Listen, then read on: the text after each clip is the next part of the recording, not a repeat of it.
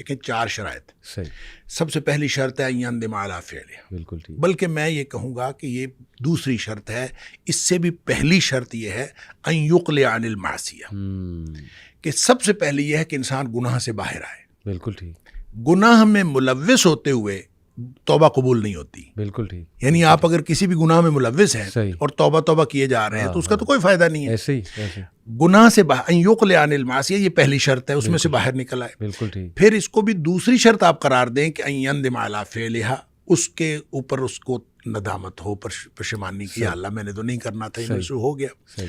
تیسری بات یہ کہ یعزم اللہ یعود الیہ ابدا، یہ عزم کرے کہ میں دوبارہ کبھی بھی اس میں واپس نہیں آؤں گا، اس گناہ کے اندر. بالکل ٹھیک. اور اس میں اس مثال کو لے لیجئے جو معاذ بن جبل رضی اللہ تعالیٰ عنہ حدیث میں ہے کہ جس طرح تھن میں دودھ واپس نہیں جا سکتا، اس طرح سے آپ گناہ کی طرف واپس نہیں جا، یہ عزم ہو، یہ عزم. یہ توبۃ النصوح ہے. چوتھی شرط اس وقت لاگو ہوتی ہے جب آپ نے کسی اس عمل کے اندر، اس گناہ کے اندر کسی آدمی کا، کسی فرد کا حق بھی شامل ہو. آپ نے کسی کا حق مارا ہے، صحیح. تو جب تک آپ اس کا حق اس کو واپس نہیں کریں گے آپ کی توبہ قبول نہیں ہوگی.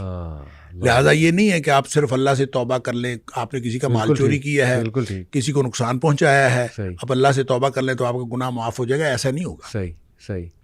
حقوق العباد جو ہیں وہ آپ کو پورے کرنے پڑیں گے، بالکل ٹھیک. پھر آپ اللہ سے معافی مانگ لیں. بالکل ٹھیک. ہاں اگر کسی کا اگر حق آپ پورا نہیں کر سکتے آپ اس سے معاف کروا لیں.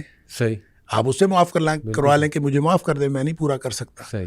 پھر آپ اللہ سے معافی مانگیں. اچھا، جب کسی نے توبۃ النصوح کی ہے اور سچی توبہ کی ہے تو وہ توبہ ہے ہی ایسی کہ اس کے اندر یہ ڈٹرمینیشن شامل ہے کہ میں واپس نہیں جاؤں گا اس گناہ کی طرف. ایسے ہی. اگر ایسی توبہ کی ہے صحیح. تو وہ قبول ہے انشاءاللہ. صحیح. اور اگر وہ توبہ کرنے کے بعد اس سے گناہ چاہے اگلے 5 منٹ بعد سرزد ہو جائے، یہ اب اس کا معاملہ نہیں ہے. صحیح. اس کی توبہ اگر ان ساری شرائط کے مطابق تھی ٹھیک. اور اس میں یہ عزم شامل تھا کہ میں نے ساری زندگی گناہ نہیں کرنا، اگر یہ عزم شامل تھا تو اس کی توبہ قبول ہے. بالکل ٹھیک. بالکل ٹھیک. اگر پھر اس سے گناہ ہو گیا تو ظاہر ہے ونس اگین وہ کسی حالات کی مغلوبیت ہوگی یا جذبات کی مغلوبیت ہوگی.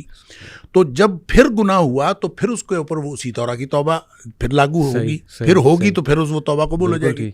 یہ عمل اگر کوئی شخص دن میں 10 دفعہ بھی کرتا ہے، مسلم شریف کی حدیث ہے کہ آدمی گناہ کرتا ہے، گناہ کر کے پھر اللہ تعالیٰ سے کہتا ہے یا اللہ مجھ سے گناہ ہو گیا ہے تو مجھے معاف کر دے، تو اللہ تعالیٰ فرشتوں سے کہتا ہے کہ یہ جو میرا بندہ ہے اس نے گناہ کیا ہے، کیا اس کو یقین ہے کہ میرا ایک رب ہے اللہ، اور اس کو یقین ہے کہ میرا رب معاف کر دے گا؟ اور فرشتے کہتے ہیں یا اللہ یقیناً اس کو یہ یقین ہے، اسی لیے تو آپ سے معافی مانگ رہا ہے. اللہ تعالیٰ فرماتے ہیں میں نے اس کو معاف کر دیا. کیا بات ہے. اچھا، کچھ دیر بعد پھر گناہ کر لیتا ہے، پھر بیٹھ جاتا ہے رب انی اذنبت ذنبا، اللہ مجھ سے گناہ ہو گیا ہے. صحیح. تو پھر معافی مانگتا ہے اللہ تو مجھے معاف کر دے.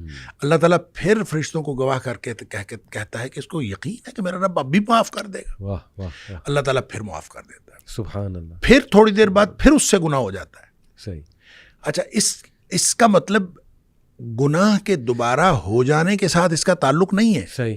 اس کا تعلق آپ کی توبہ کی کوالٹی کے ساتھ ہے. صحیح. کہ آپ نے توبہ کس قسم کی ہے. صحیح. اگر توبہ کی کوالٹی ٹھیک ہے تو گناہ معاف ہے انشاءاللہ.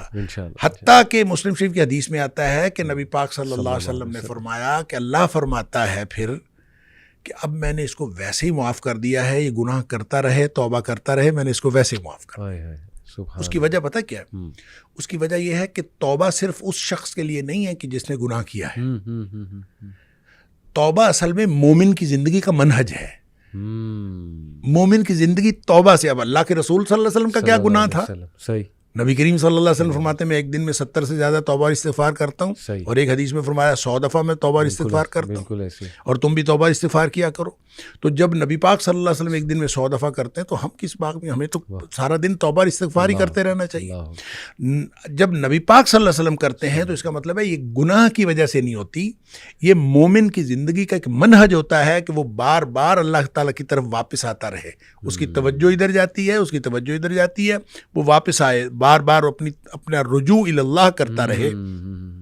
اور رجوع الی اللہ کو ری انشور کرتا رہے اور رینیو کرتا رہے. بالکل صحیح. اور یہ انسان یہ اللہ تعالیٰ نے یہ توبہ کا منہج دیا ہے اصل میں, جس کا جو انسان کی مومن کی زندگی کا منہج ہے. وگرنہ ایسا نہیں ہے کہ لازماً توبہ کرے, پہلے گناہ کرے پھر توبہ کرے. گناہ نہ بھی ہو توبہ کرے ایسی اور توبہ کرتا رہے اور رجوع اللہ کرتا رہے. لہٰذا جو سوال آپ نے کیا تھا اس میں یہ ہے کہ اگر کسی سے گناہ بار بار ہوتا ہے تو گناہ کی ریپیٹیشن امپورٹنٹ نہیں ہے. امپورٹنٹ ہے کہ آپ نے جب توبہ کی تھی تو اس وقت اللہ سے کیا عزم کیا تھا. واہ بالکل صحیح. اگر اس کی کوالٹی ٹھیک ہے تو توبہ انشاءاللہ قبول ہے. صحیح. اور اگر اس میں بدنیتی تھی ہاں کہ ٹھیک ہے کوئی بات نہیں, ایک دفعہ میں معاف کروا لوں پھر دوبارہ دیکھتے ہیں, صحیح. اگر یہ بدنیتی تھی, اس کی پہلی توبہ ہی قبول نہیں ہے, ریپیٹیشن کی کیا بات ہے. اللہ اس کی پہلی توبہ ہی قبول نہیں ہے اگر اس نے بدنیتی سے کی تھی. بالکل ٹھیک. لہذا نیک نیتی کے ساتھ کی ہوئی, پوری شرائط کے ساتھ کی ہوئی توبہ وہ انشاءاللہ قبول ہے. اگرچہ اس سے تھوڑی دیر بعد بھی گناہ ہو جائے یا یہ کچھ عرصے بعد پھر گناہ ہو جائے, تو ریپیٹیشن امپورٹنٹ نہیں ہے, توبہ کی کوالٹی اہم ہے. کیا بات ہے.